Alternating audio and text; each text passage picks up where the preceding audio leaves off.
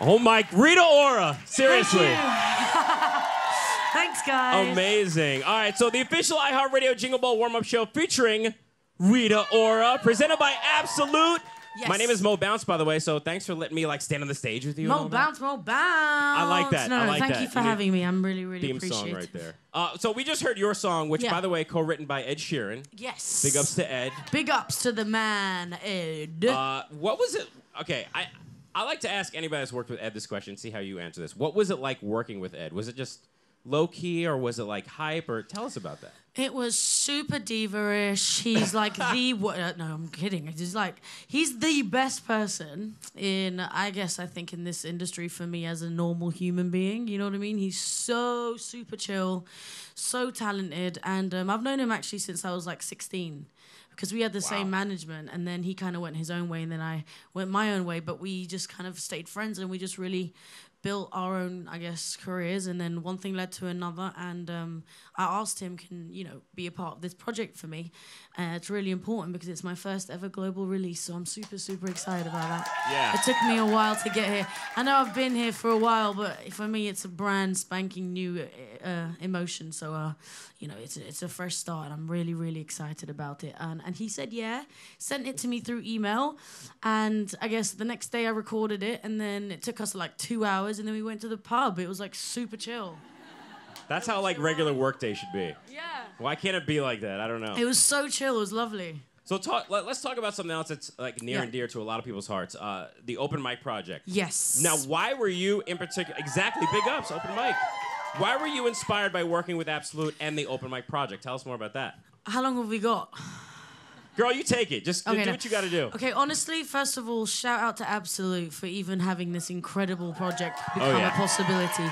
Because when I was told about the Open Mic Project, I was extremely struck by just how sincere the point of this whole campaign is for, which is giving people voices that have had such incredible experiences, whether they went through something or whether they don't feel accepted in society. This is a campaign that is all about being okay, and you are welcome into our squad.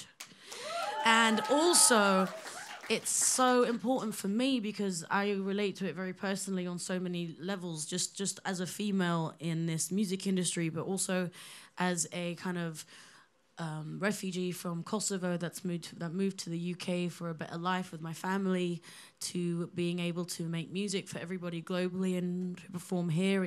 The journey is very kind of it's a hard one. So this is a platform for people to just really express themselves and be proud of their stories and of who they are. All right. So if that didn't inspire you, I don't know what's gonna do it. Let's keep on the whole inspiration thing, because this is a good vibe. I like this vibe. Yeah. What inspires you? Because we're talking about music. What inspires you to write songs and just to write musically and do what you do?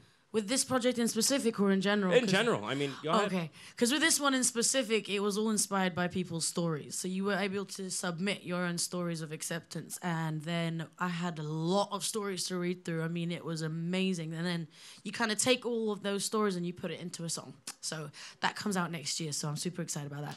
But this one, my album is all about just me and going back home. I went home for about 2 years because I had a bit of an amazing experience. I was signed out of the States and I went back home and redid my deal, and now I'm kind of like in an amazing place in my career and in my life, and I've never been more proud and confident about the fight that I did to get here.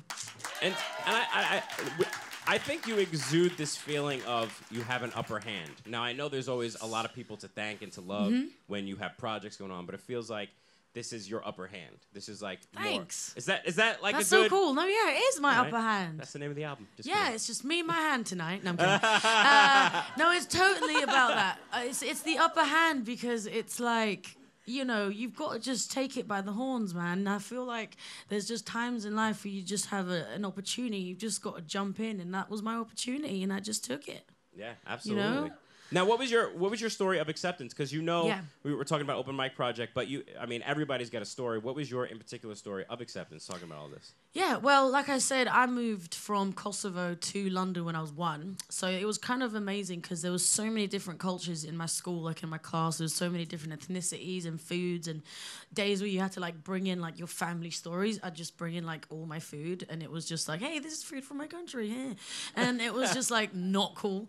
Anyway, I had a very great parent. You know, my parents were super, super, super accepting of me and my crazy dreams and aspirations that nobody at the age of like 12 thinks it's possible. So I would go to church and go to choirs and, you know, sing my heart out. And for me, it was really nice to have that support. And I know that not everybody gets that, but it was one of those situations where I wanted to just use whatever voice I had to just kind of bring light onto people that usually don't get it.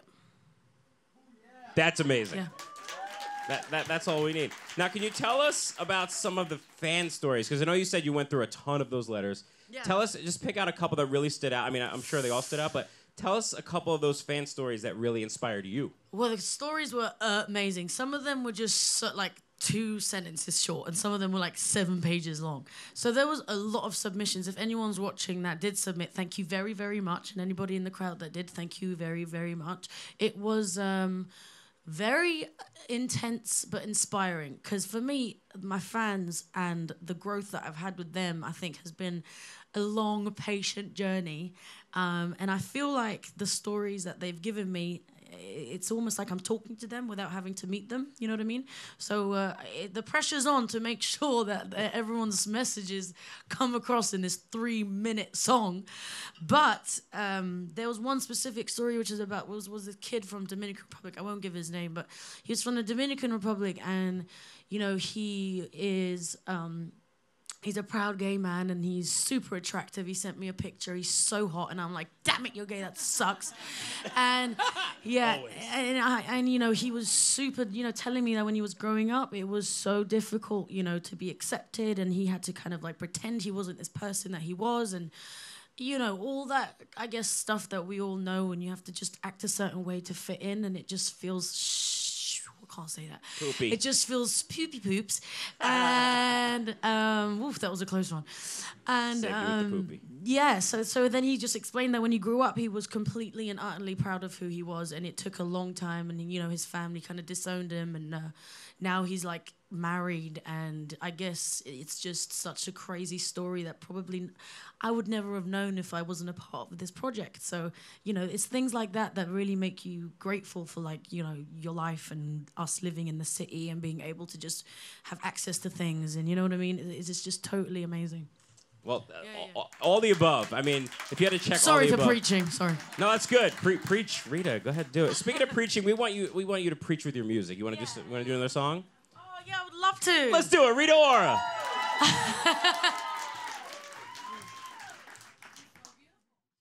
Hey guys, thanks for watching. Make sure to subscribe for more videos from your favorite artist. And while you're here, check out these other videos.